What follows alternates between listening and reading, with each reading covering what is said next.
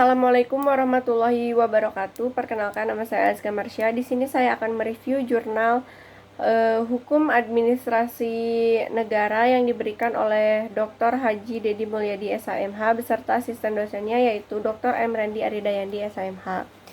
Nah, yang pertama, jurnal yang saya review mengenai Oratio Dice atau Tantangan Ilmu Hukum Administrasi menghadapi perkembangan konsep negara hukum di Indonesia. Lalu di sini dikatakan, di samping keadilan yang serba relatif, hukum pertama-tama bertujuan untuk menyelenggarakan atau menciptakan ketertiban. Ketertiban ini pada gilirannya merupakan syarat pokok bagi adanya suatu masyarakat manusia yang teratur.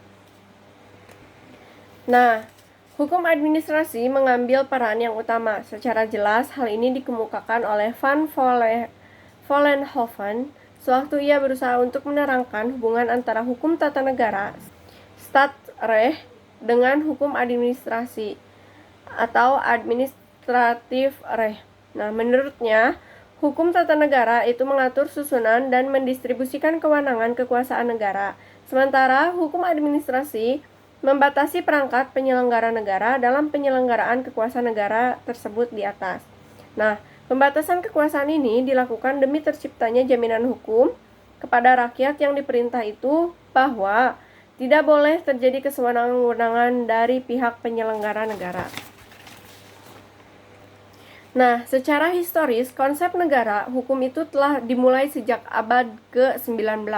Sejalan dengan berkembangnya era industrialisasi serta paham liberalisme kapitalisme khususnya di Eropa, pada mulanya negara hukum diberi arti sebagai negara yang seluruh perilakunya didasarkan dan diatur oleh undang-undang yang telah ditetapkan sejak semula oleh Badan Perwakilan Rakyat, sehingga tugas negara itu hanyalah bersifat pasif.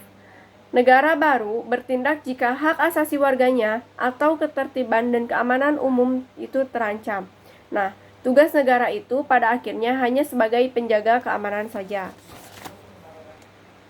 Lalu, apabila kita mengingat bahwa konsep negara hukum modern atau welfare state ini tumbuh selama dan setelah Perang Dunia Kedua, Robson 1977, Hardboiled 1983.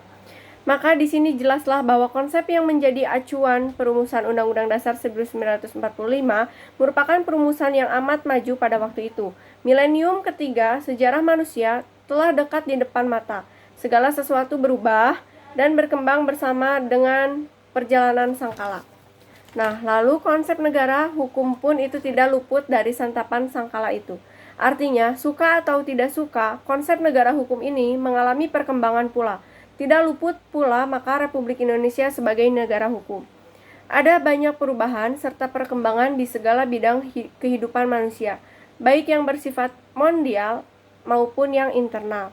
Tantangan-tantangan baru begitu sangat banyak bermunculan di dimensi kehidupan berbangsa dan bernegara kiranya tidak lagi hanya terbatas pada aspek sosial politik dan sosial ekonomi. Aspek sosial geografis dalam bentuk kepedulian dan lingkungan hidup meminta perhatian pula. Masalah hak asasi tidak lagi sekedar berdimensi individual seperti zaman Van Vollenhoven dahulu, melainkan juga berdimensi sosial. Selanjutnya, perlu ditekankan bahwa kemerdekaan administrasi berarti bahwa penyelenggara negara dapat mencari kaidah-kaidah baru dalam lingkungan undang-undang atau sesuai dengan lingkungan undang-undang atau sesuai dengan jiwa undang-undang, dan bukannya justru sebagai legitimasi untuk bertindak secara yang bertentangan dengan undang-undang itu sendiri. Sebaiknya fasilitas-fasilitas publik yang diperoleh warga masyarakat itu mengandung tanggung jawab sosial bagi si penerimanya. Lalu, erat kaitannya dengan perkembangan sosial yang amat cepat itu, hukum seringkali dinilai terlalu lamban dan senantiasa ketinggalan kereta. Untuk itu, apakah tidak sebaiknya kalau secara metodologis kita mulai menaruh perhatian pada metode-metode yang dikembangkan oleh para futurolog? Pada prinsipnya, para futurolog itu bukanlah para ahli yang mencoba untuk menggambarkan bagaimana kira-kira keadaan masa depan. Nah, Tugas mereka sebenarnya lebih merupakan usaha mengidentifikasi alternatif-alternatif yang kiranya mungkin terjadi di masa mendatang serta masuk akal tentang pelbagai hal. Di sini ada 5 metode yang menurut Theodore J. Gordon dalam tulisannya berjudul The Current Methods of Futurist Research, Toffler 1972, menguraikan sejumlah metode yang selama ini dipergunakan dalam penelitian tentang masa depan. Nah, ada 5 metode. Yang pertama adalah ramalan jitu, yang kedua perakiraan kecenderungan, yang ketiga metode konsensus, yang keempat metode simulasi, yang kelima metode matriks dampak silang. Nah, mungkin cukup sekian review jurnal dari saya, kurang dan lebihnya mohon dimaafkan. Wabillahi taufiq wal hidayah. Wassalamualaikum warahmatullahi wabarakatuh.